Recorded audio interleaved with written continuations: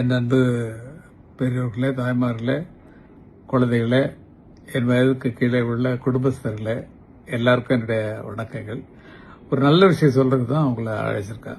காரணம் என்னன்னா, வர 22ஆம் தேதிக்கு மதுரையில் ஒரு பெரிய ஒரு விழா நடக்குது. கந்தனுக்காக, முருகனுக்காக, கடம்பனுக்காக, வேலனுக்காக. அதில் அந்த மாநாட்டில் நம்ம தெரிஞ்சுக்க வேண்டிய விஷயங்களை நிறைய பேர் பேசுவாங்க.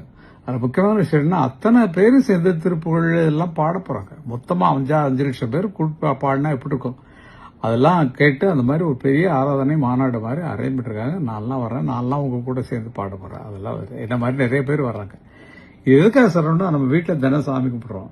மொத்தமாக கூட்டு பிரார்த்தனைக்கு பலன் உண்டு அப்படிங்கிறது உங்களுக்கு நல்லாவே தெரியும் இல்லையா?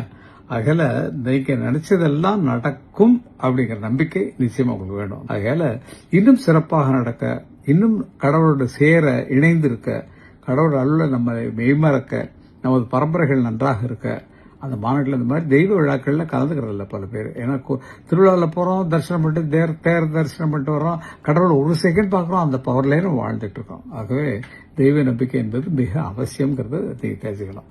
அதே நேரத்தில் இந்த மாதிரி முருகனுக்காக ஒரு தனி விழா எடுத்து பண்றாங்கன்னா, அது நிச்சயமா நம்ம கலந்துக்காம இருக்கிறது நல்லா இருக்காது.